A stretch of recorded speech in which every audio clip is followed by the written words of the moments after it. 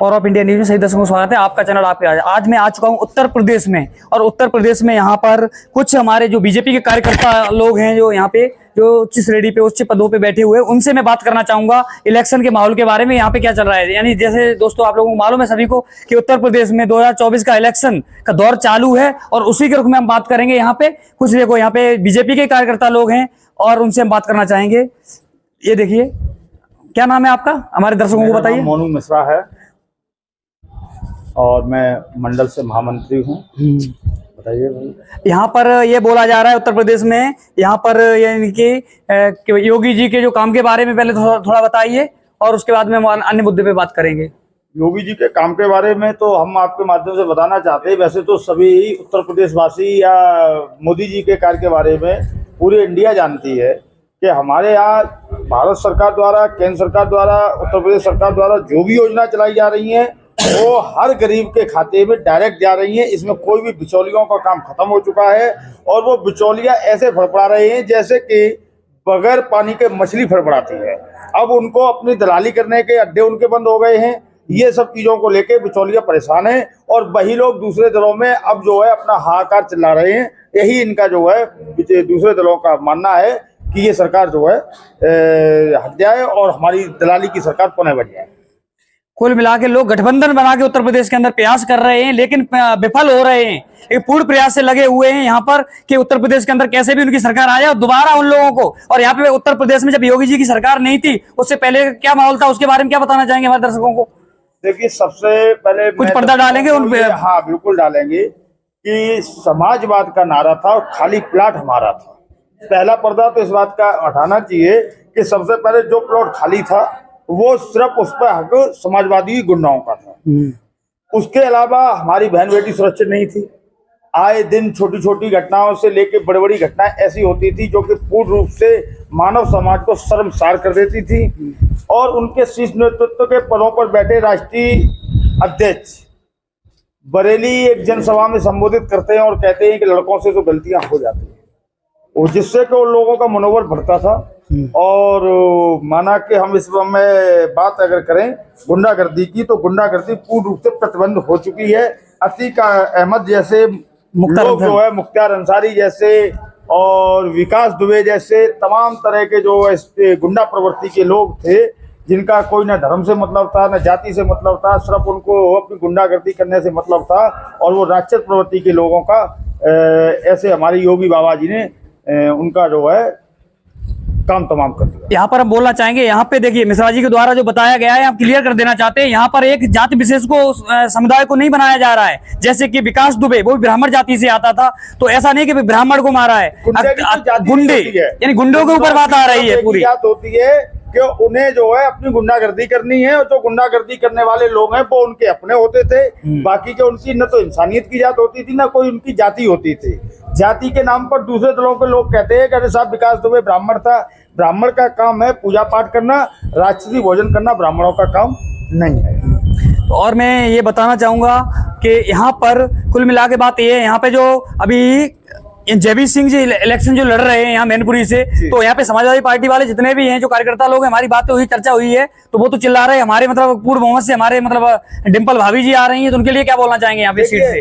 वो अपनी मनगढ़ंत कहानी है। उनको ऐसा लगा है कि हम कई इलेक्शनों से हम मानते हैं कि समाजवादी लोग यहाँ सरकार मतलब सांसद चुनते रहे हैं, लेकिन जब हर चीज का समय बदल गया तो ये समय क्यों नहीं बदलेगा। जब धारा 370 हट सकती है, नोटबंदी हो सकती है, ऐसी तमाम से मोदी जी की योजनाएं थी जिन्होंने चैलेंज स्वीकार करके मोदी जी ने किया, तो ये तो सांसद का चुनाव मैनपुरी का है, ये क्यों नहीं बदला जाएगा। भाई बदलना प्रकृति का नियम है। सूर्य पूरब में निकलता है, पश्चिम में छुपता है, धूप होती है तो कहीं छांव होती है, तो प्राकृतिक नियम है। और इसी के साथ हम आगे अन्य लोगों से भी बात करेंगे। और ये देखिए हमारे अन्य कार्यकर्ता जिन लोग भी हैं यहाँ पे जो भारतीय जनता पार्टी से जुड़े हुए हैं, आप क्या बोलना चाहेंगे। हम सर बोलना चाहते हैं इसी इलेक्शन के दौर पे मतलब जो अभी चल रहा है यहाँ पे। मिश्रा जी ने कहा वो बात सही है कि वही हम बता रहे हैं, उस बात को क्या दोहराऊं। मिश्रा जी ने सही बताया। यानी कुल मिला के जो गुंडागर्दी है पूर्ण रूप से ध्वस्त हो चुकी है। जो गुंडागर्दी का जो किला था वो ध्वस्त हो चुका है, इसलिए ये लोग चिड़े हुए हैं। और यहाँ पे दो तीन चीजों आदमी में इसी के कहने से अगर बदलाव आने लगे तो देख लेना कि सामने वाला आदमी गुरु के रूप में हो चुका है। अभी पहले क्या होता था कि रोडवेज बस में लोग बैठते थे और मूंगफली और चिक्कल या केला खा के उसी में डाल देते थे। अब इस कार्य को करने के लिए संकोच करते हैं। तो स्वच्छता के प्रति मोदी जी ने जब प्रेरित किया तो हम कहीं ना कहीं कुछ न कुछ स्तर पर हर व्यक्ति के जीवन में बदलाव हुआ और स्वच्छता के प्रति प्रेरणा मिली। गुंडागर्दी की अगर हम बात करते हैं तो अब रात में बेशक चाहे हमारी गाड़ी न लुटे, लेकिन हमारे अंदर ये भय खत्म हो चुका है कि साहब अब रात में नहीं जाएंगे। अगर हमें रात में 12 बजे आवश्यकता पड़ती है तो मैनपुरी से चाहे जसाना जाना हो, चाहे मैनपुरी से फरुखाबाद जाना हो, चाहे एटा से दिल्ली जाना हो, चाहे एटा से इटावा जाना हो, हम किसी भी रूट पर किसी भी लिंक मार्ग पर निडर होकर जा सकते हैं। वो अलग बात है कि बाई द वे कोई सांड से टकरा के कोई एक्सीडेंट हो जाता है, कोई घटना हो जाती है, एक अलग। लेकिन जो दिल में लोगों को भय था, पहले नहीं भी घटना होती थी तब भी भय रहता था, यानी दोस्तों भय मुक्त हो चुके हैं। बिल्कुल हम लोग जो है भय के जीवन से निजात पा चुके हैं।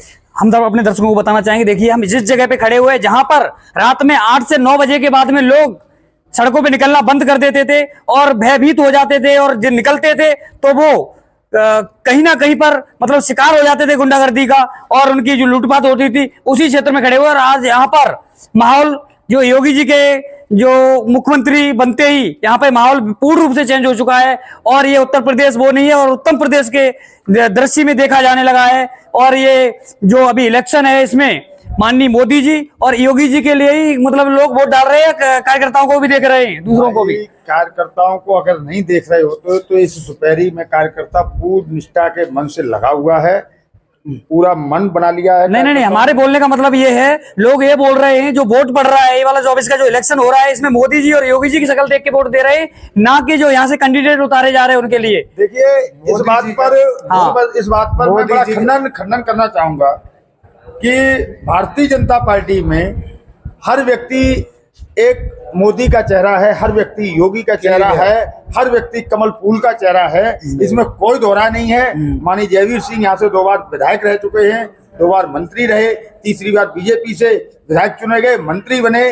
जयवीर के भी चेहरे में मोदी नजर आते हैं, मोदी के चेहरे में जयवीर नजर आते हैं। हमारे यहाँ हर व्यक्ति के अंदर एक ही भावना है, राष्ट्रहित, देश हित, राष्ट्रहित, देश हित। इसलिए मोदी जी, जयवीर जी, योगी जी, जयवीर जी, कहीं किसी में कोई अंतर नहीं है। अच्छा, चलो देखिए हम इनसे आज बात किया, उसके लिए बहुत बहुत धन्यवाद आपको।